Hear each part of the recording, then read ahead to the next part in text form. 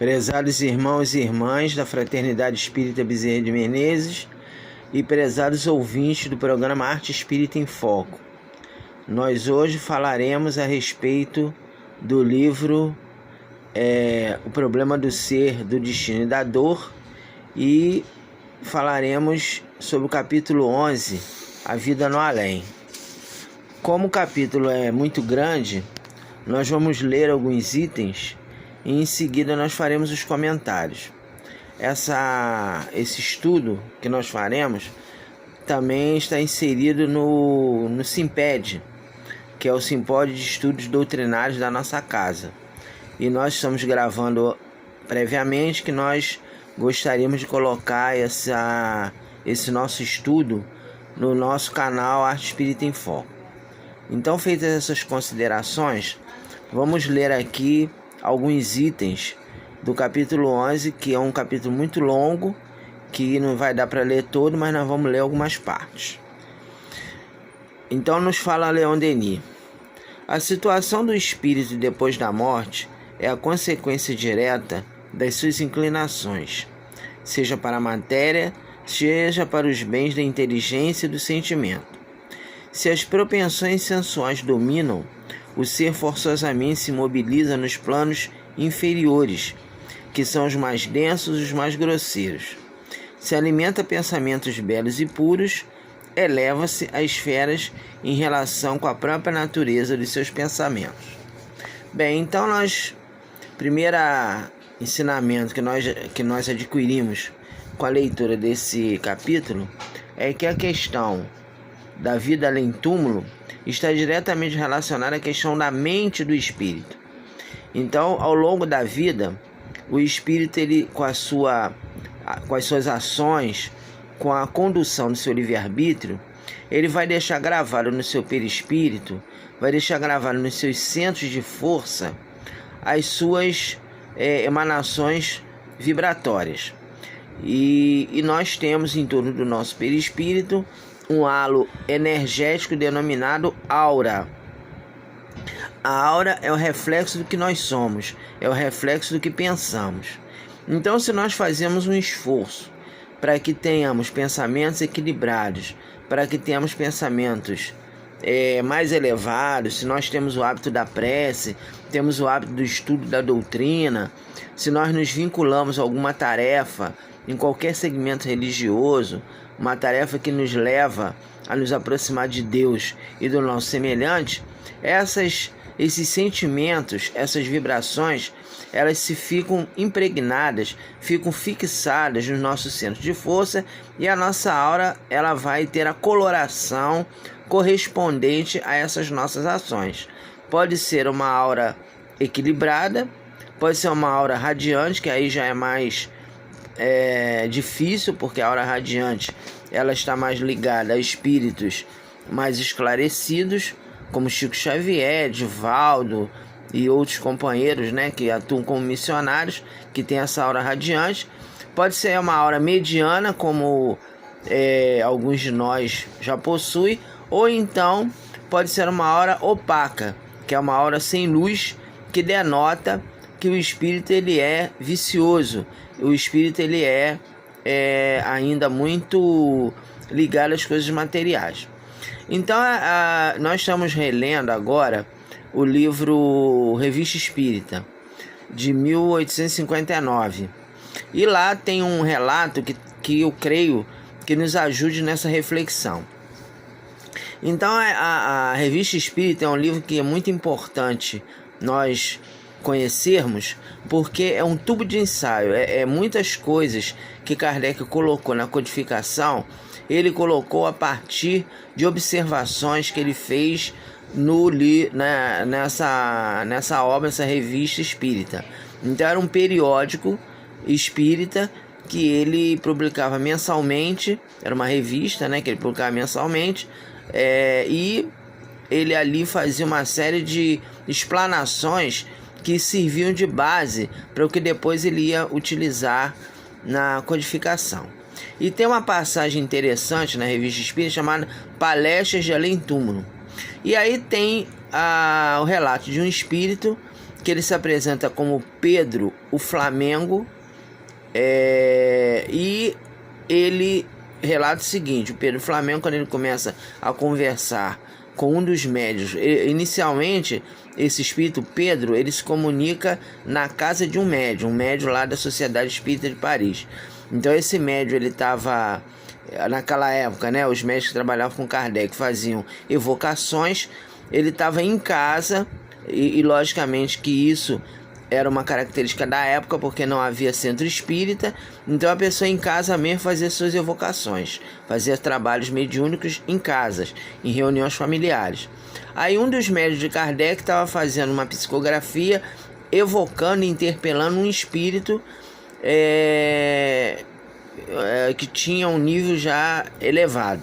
Aí esse Paulo, o Paulo, ele interfere na conversa e começa a querer se meter na conversa do outro espírito. Então é Paulo Flamengo, que ele se denomina Paulo o Flamengo. Aí ele começa a se meter, e aí o médium fala assim: vem cá, por que você está se metendo na conversa? E aí esse Paulo, ele se mostra um espírito leviano. Ele começa a ficar mal-humorado, a falar: mas eu também tenho o direito de falar, só porque eu sou um espírito inferior você não quer que eu fale. E ele começou a estabelecer uma discussão com o médium. Ele estava psicografando, né? Tinha um médium psicografando, o outro estava evocando. Então naquela época eram duas pessoas que trabalhavam, né? Tinha um evocador e tinha aquele que recebia a mensagem. E aí o companheiro que era o evocador começou a interpelá-lo. Aí falou assim: o que você faz aí no mundo espiritual? Aí ele falou assim: eu me divirto. Ele morreu com 20 anos de idade.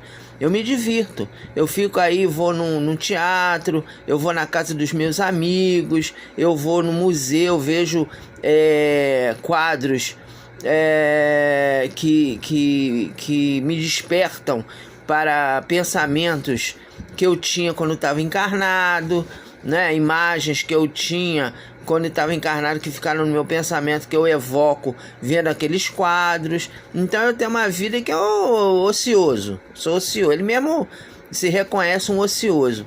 Aí o evocador começa a conversar com ele e fala assim: olha, por que você não emprega melhor o seu tempo? Vá na Sociedade Espírita de Paris, vá na casa do Sr. Allan Kardec, que lá você vai ser mais bem orientado. Aí o evocador consegue ter uma relação de uma conversa mais equilibrada com ele, né? Aí porque ele não é mau, ele é leviano, ele não é aquele espírito vingativo, né? É leviano, é ocioso, tá lá sem fazer nada, né? No mundo espiritual de útil. É aquela pessoa que... aquela coisa de deixa a vida me levar, né? Ele era assim quando estava encarnado, e desencarnado continua do mesmo jeito. Tanto é que ele relata que ele morreu com 20 anos porque ele teve lá ele não diz exatamente o que é, mas ele parece que teve uma briga. Ele fala assim: eu morri por imprudência da juventude. Ele não fala o que é.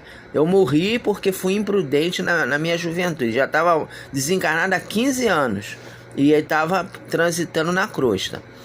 Não estava no umbral denso, ele estava na crosta. Era um espírito ligado à matéria. Aí esse evocador fala assim: vá à casa do Sr. Allan Kardec, lá você pode aprender alguma coisa. Aí ele concorda e vai. A partir do momento que ele vai na casa do Allan Kardec, ele é orientado a ajudar as pessoas. O tempo que ele vai ficar andando para lá e para cá, então eles designam um indivíduo que estava passando por um momento difícil, e ele fala assim: inspire aquele companheiro para que ele tenha ideias melhores, para que ele saia dessa tristeza que ele está, inspire a ele para que ele não se vicie, não vá para o bar beber e tal. E aí esse companheiro concorda com isso, né? E começa a inspirar uma pessoa lá que eles designaram, que estava encarnada e que estava já passando por um momento difícil, já estava querendo dar para beber, já estava até pensando em suicídio, né? E aí o companheiro vai lá, começa a inspirar, acalmar e tal. E aí, a partir daquele momento, ele muda a sua trajetória. né? Não que ele vai virar espírito evoluído, mas ele começa a finalizar, a direcionar a sua vida para coisas úteis. Então essa história, ou esse relato do Paulo, o Flamengo, ele que se intitula assim, Paulo Flamengo. O Flamengo, no caso, é holandês, né? Naquela época, a Holanda, quem nasceu na Holanda, ela é intitulada como Flamengo. Então ele relata que ele começou, a partir do momento que ele se propôs a inspirar uma pessoa encarnada a fazer coisas melhores, ele se sentiu bem também e começou a entender melhor a sua existência. Então, esse relato nos mostra um dos aspectos do mundo espiritual. Então, quando o espírito desencarna, se ele ainda está impregnado de ideias materiais, ele vai ficar ocioso, ele vai ficar sem saber o que fazer, ele não vai entender a situação do mundo em que ele está vivendo, a nova situação que ele está vivendo. E aí depois ele se liga a situações que ele vivenciava aqui no plano terreno. Então começa a ir na casa de amigos, começa a ir em determinadas locais que ele gostava de frequentar, ou seja, ele não sai aqui do plano terreno. Até que um dia ele se arrepende do que ele está fazendo e começa a trabalhar no bem, começa a se esclarecer. Isso é o espírito leviano, o espírito, vamos dizer assim, neutro, né? Os espíritos endurecidos, aqueles que são criminosos, que têm ódio, né, que têm pensamentos ainda de vingança, esses vão ficar no umbral denso. Esse espírito que nós estamos referindo, do Paulo, ele fica na crosta mesmo. Esses que são criminosos, que são culpados, que são endurecidos, vão para o umbral denso. No umbral denso existem situações muito difíceis em que o espírito vai ficar ali numa situação de sofrimento extremo, com aquelas sensações ainda materiais, sentindo as suas doenças físicas, angustiado, com raiva, revoltado, blasfemando contra Deus. E aí eles vão se reunindo em regiões de muito sofrimento, regiões muito grotescas, muito difíceis, e vão ficar ali muito tempo até que eles se arrependam do que estão fazendo, procure uma situação melhor, e quando o espírito se arrepende, ele vai abrir uma brecha para que os bons espíritos se aproximem para auxiliá-lo. Os bons espíritos sempre transitam nessas regiões, sempre existem grupos de falangeiros do bem que estão ali naquele local, mas eles dependem do livre-arbítrio do espírito. É como se fosse o médico que ele recomenda uma medicação e o doente não quer tomar o remédio. Então os espíritos protetores, eles transitam nessas regiões, mas eles são invisíveis para esses companheiros endurecidos. Eles não veem esses irmãos, porque eles estão fixados nas suas determinações de raiva, de revolta, de sentimento de vingança, de inveja também daqueles que estão encarnados e tem uma outra situação, estão organizando situações de obsessão. Então aí os espíritos protetores estão ali ao lado deles e eles não veem. Por isso, hoje, com a organização das casas espíritas, daí a importância das reuniões de desobsessão. Isso são os espíritos endurecidos, são os espíritos, digamos, menos esclarecidos. Os espíritos medianos são aqueles que vão ficar em regiões intermediárias. Não vão ficar em regiões muito evoluídas, mas não vão ficar já naquela situação de revolta, aquela situação de querer revanche, querer se apegar ao mundo terreno. São espíritos que já têm um certo esclarecimento, que já trabalhavam no bem quando estavam encarnados, que já tinham uma noção da imortalidade da alma. E aí a gente pode colocar todos os segmentos religiosos que tem pessoas bem intencionadas, tem pessoas que adotam esse posicionamento, e aí eles entram em sintonia com os protetores espirituais daquele segmento, que vão conduzi-los para locais de refazimento, vão esclarecer melhor sobre aqueles que eles estão vivenciando e vão direcioná-los para campos de trabalho, para locais de trabalho que eles possam fazer algo pelo semelhante. E aí cada um vai fazer aquilo que for estiver dentro das suas possibilidades. Alguns vão escolher alguma pessoa encarnada para ajudar, outros vão ser elementos que vão ajudar determinadas famílias a viverem, né, a sua vida material. Outros vão se vincular a templos religiosos para trabalharem naquele templo. Então, por exemplo, ali no Bezerra, né, nós temos o nosso amigo Amauri e o seu Ercival, que já deu comunicação ali, que estão trabalhando ali no Bezerra, né? Não exclusivamente no Bezerra, mas estão vinculados a falas do Dr. Bezerra de Menezes e vão ali e executam determinadas tarefas. Então são espíritos que já faziam isso quando estavam encarnados e continuam fazendo. E tem os espíritos evoluídos, que esses já vão para um patamar mais elevado, já vão fazer atividades mais complexas e vão evoluir mais rapidamente. Então, continuando aqui com o nosso irmão Leon Denis. Swedenborg disse com razão: o céu está onde o homem pôs o seu coração. Todavia, não é imediata a classificação, nem súbita a transição. Se o olhar humano não pode passar bruscamente da escuridão à luz viva, sucede o mesmo com a alma. A morte faz-nos entrar num estado transitório, espécie de prolongamento da vida física e prelúdio da vida espiritual. É o estado de perturbação de que falamos, estado mais ou menos prolongado, segundo a natureza espessa ou etérea do perispírito do defunto. Então, a fase de perturbação é a fase que ocorre imediatamente após o desencarne.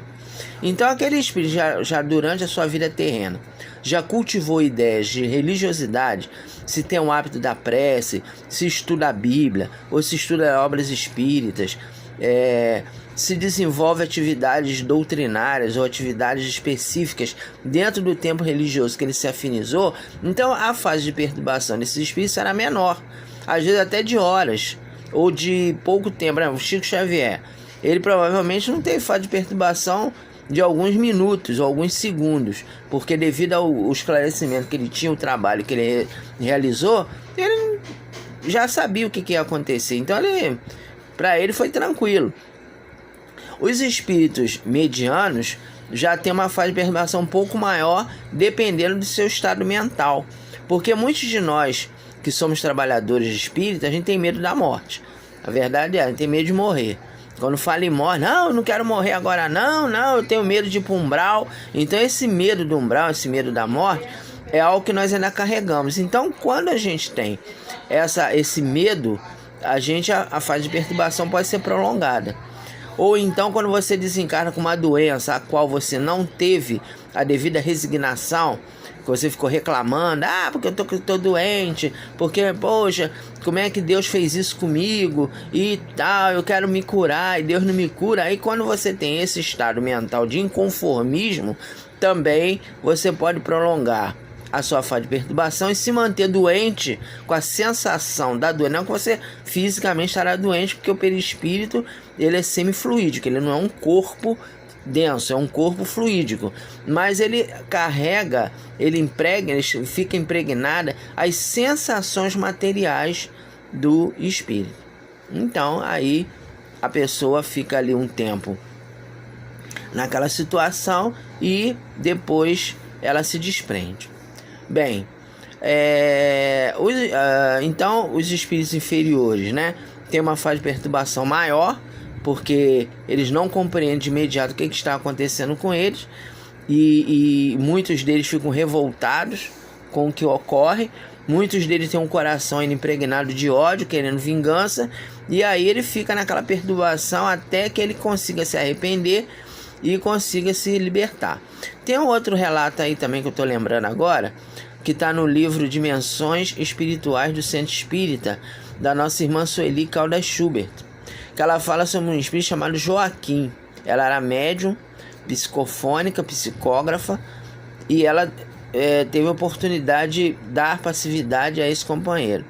Então Joaquim, ele quando deu a comunicação através da Sueli, ele já estava fazendo o seguinte: ele entrava nos túmulos né? Entrava simbolicamente, né? Ele se aproximava dos túmulos e ele ficava encarregado de desligar do corpo físico aqueles espíritos muito apegados à matéria. Então ele ficava com, ele tinha essa função, ele trabalhava num grupo de espíritos já socorristas e a função dele era essa.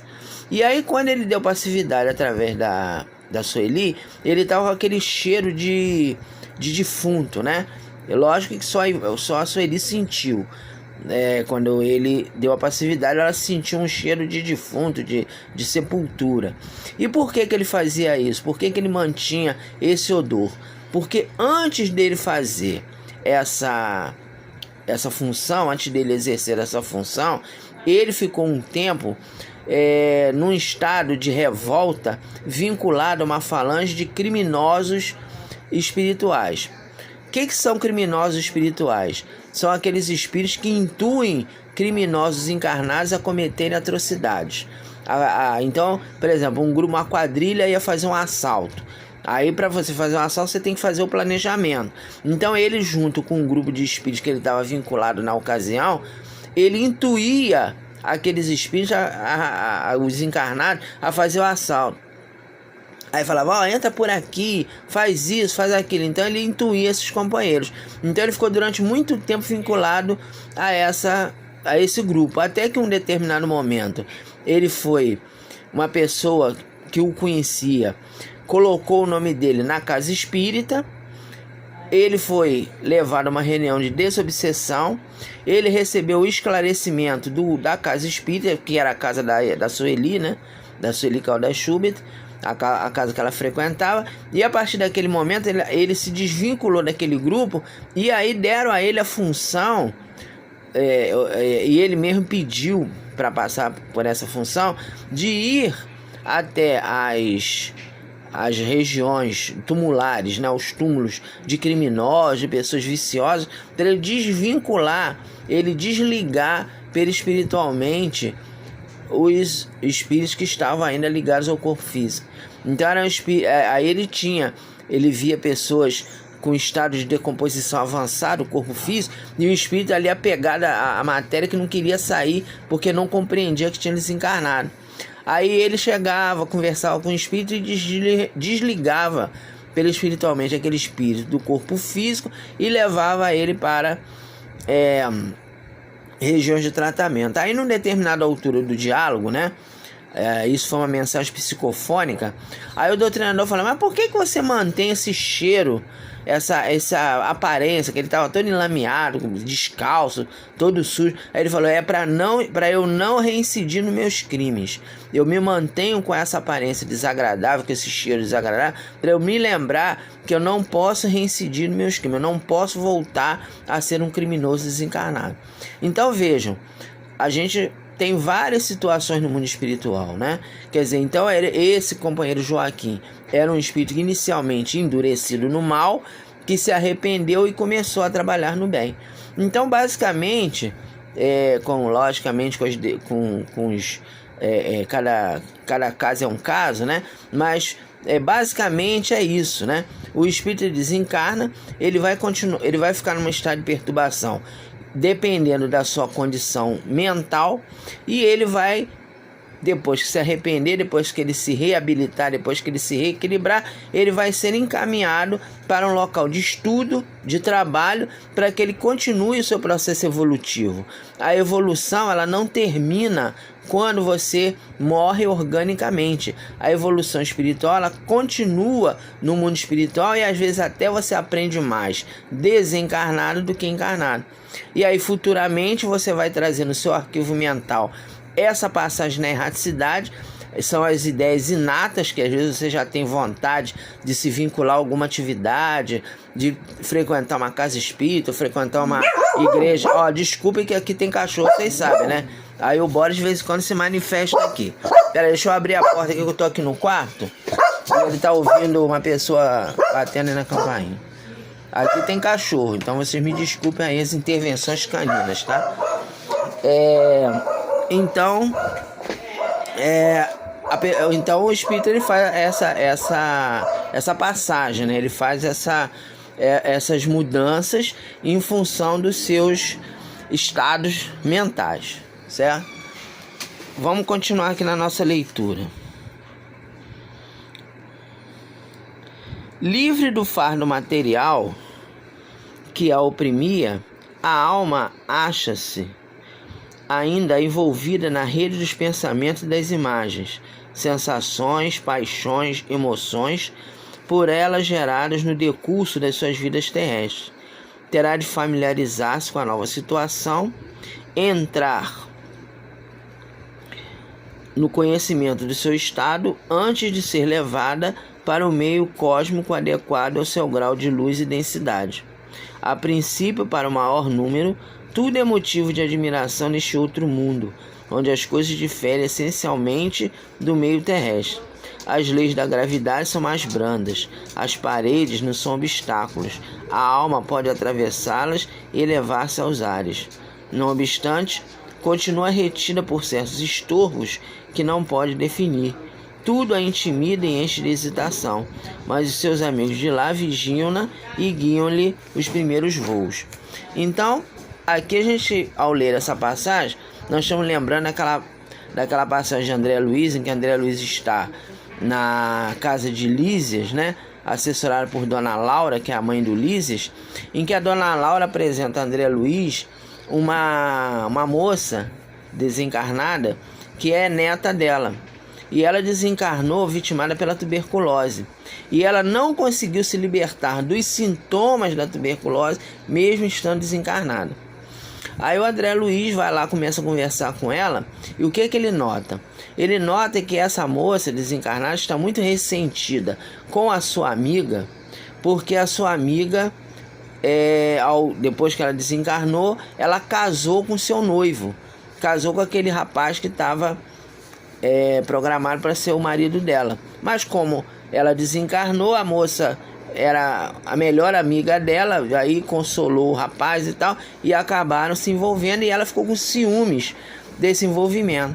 Então ela se sentia atraída pela amiga. Ela falava, ela não podia fazer isso comigo, ela me traiu, ela ficou com meu noivo, né? E aí quando ela denotava essa mágoa, imediatamente os sintomas da tuberculose se faziam presentes. Ela tinha aquele sintoma de falta de ar e tinha a sensação da hemoptise. Hemoptise é um sintoma que o tuberculoso avançado tem. Agora vocês sabem que a tuberculose tem cura, né? Aí a pessoa toma remédio e fica curada. Naquela época, década de 30, década de 40, não tinha remédio ainda para tuberculose. A tuberculose era chamada peste branca, que matava muita gente. Então aí ela sentia falta de ar e tinha aquela sensação da hemoptise.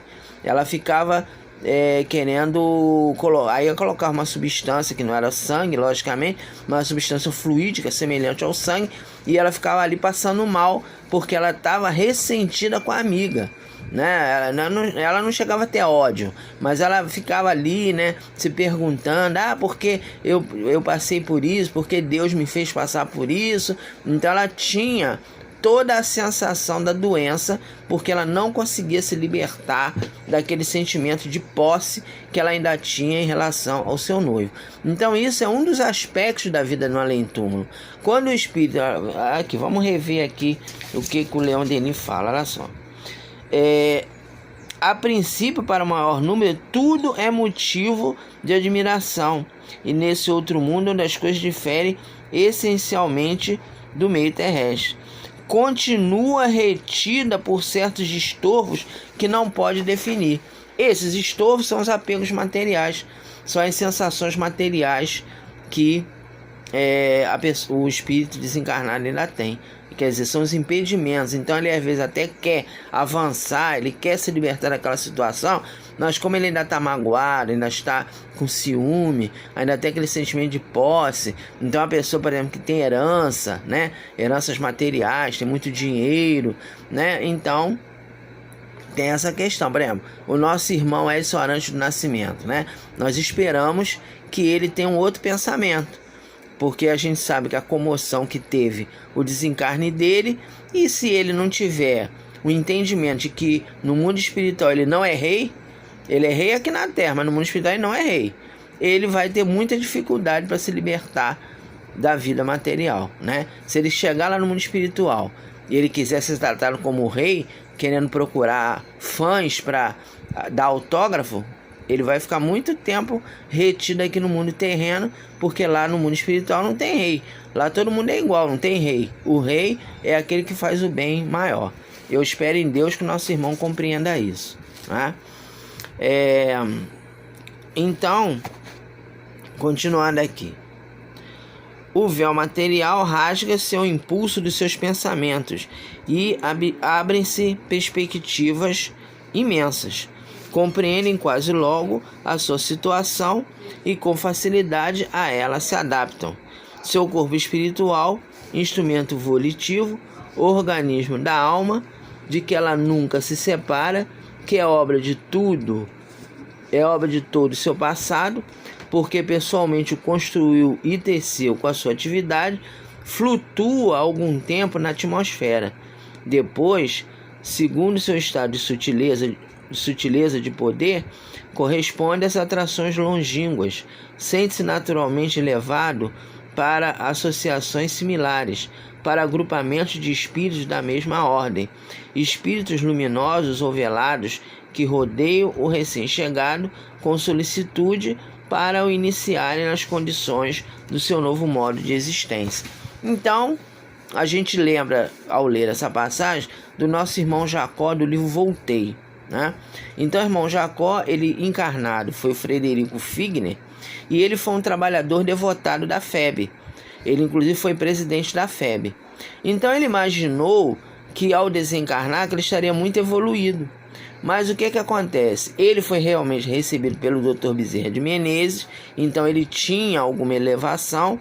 Ele foi recebido pela sua filha Marta, que também era um espírito elevado, mas ele inicialmente não conseguiu manter aquele padrão vibratório mais elevado que ele imaginava, porque ele foi alguém ainda com algumas limitações de impulsividade no seu temperamento. Como é que ele descobriu isso? Ele chegou lá no mundo espiritual e para ele a sua aura estava iluminada, pelo que ele já tinha trabalhado. Aí ele chegou pensando, que ele estava com luz.